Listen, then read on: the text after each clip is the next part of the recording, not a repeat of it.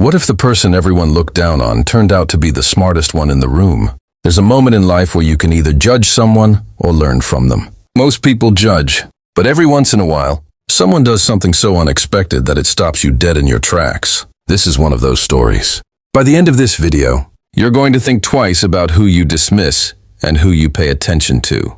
Because the person you least expect might just change your life. It was a Tuesday evening at one of those fancy restaurants where the forks cost more than your lunch. The kind of place where men in expensive suits order wine they can't even pronounce right, just to look important.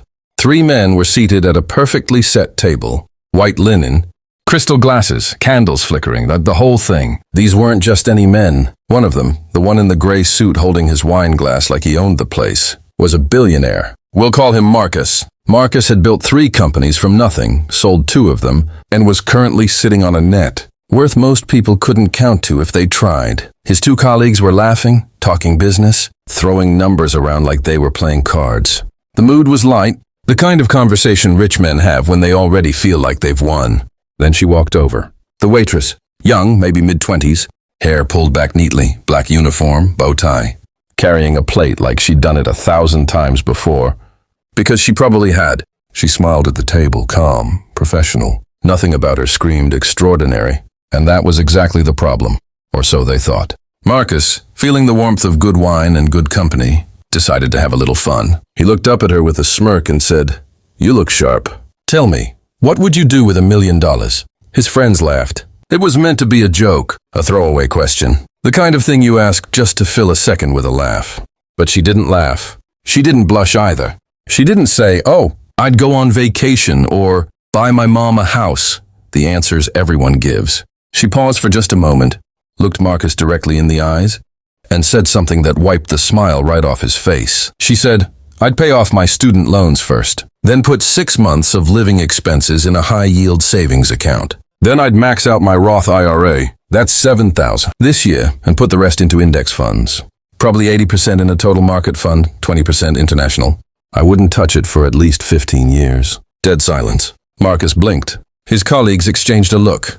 Nobody moved, because here's the thing, that answer, that wasn't a lucky guess. That was a plan, a real one. The kind of financial strategy that a certified advisor would charge you hundreds of dollars an hour. To explain, emergency fund first, tax-advantaged retirement account second, diversified long-term investing third. That's literally what the data says works. A 2023, Vanguard study found that investors who consistently put money into low-cost index funds over 15 to 20-year periods outperformed 85% of actively managed funds. She knew that. A waitress knew that. Marcus leaned forward. "Where did you learn that?" She shrugged like it was nothing. "I read. Books mostly. The Psychology of Money. The Little Book of Common Sense Investing. I listen to finance podcasts on my commute. I can't afford to not know this stuff." That last line hit differently. I can't afford to not know this stuff. Think about that. Here's a woman working long shifts on her feet, living paycheck to paycheck. And instead of spending her breaks scrolling through social media, she was building a financial education. Not because someone told her to. Not because she had a mentor or a rich uncle. Because she understood something that most people take years to figure out. That your financial future is your responsibility, and nobody's coming to save you. Marcus was quiet for a long moment. Then he said something his colleagues definitely didn't expect. He said, "Can I ask you something else?" She nodded. "Do you want to stay a waitress?" And she didn't flinch. She said, "I want to start a financial literacy nonprofit for people in low-income communities who never got taught this stuff in school. Because I was one of those people, and I had to figure it all out alone." Marcus sat back in his chair. You could almost see the gears turning in his head. Here's what he saw. Not a waitress. Not a girl serving plates in a restaurant. He saw someone with a plan, with purpose, with knowledge, and with a mission bigger than herself. He saw someone who had done the work quietly, without applause, without recognition, and was still going. That's rare. That is genuinely rare. After the meal, before leaving, Marcus handed her his business card. He told her to email him. Said he wanted to hear more about the nonprofit idea. She thought it might be another joke. It wasn't. 6 months later, that woman, her name was later shared as Diane, had a meeting with Marcus and 2 of his colleagues in a real office. Not a restaurant. He connected her with people in his network. Helped her build a pitch. The nonprofit she dreamed about while carrying plates and refilling wine glasses? It launched. Now here's what I want you to take from this. Because this isn't just a feel-good story. This is a lesson wrapped inside a story. The people around Marcus that night saw a waitress. They heard his joke and laughed at the idea that she'd have anything useful to say. But Marcus, someone who built businesses from zero, recognized something real when he heard it, and he acted on it. There are two things here. First, never judge someone's potential by their job title. Some of the most financially sharp, genuinely brilliant people are in jobs that don't look impressive from the outside. Diane wasn't waiting for the world to give her a chance.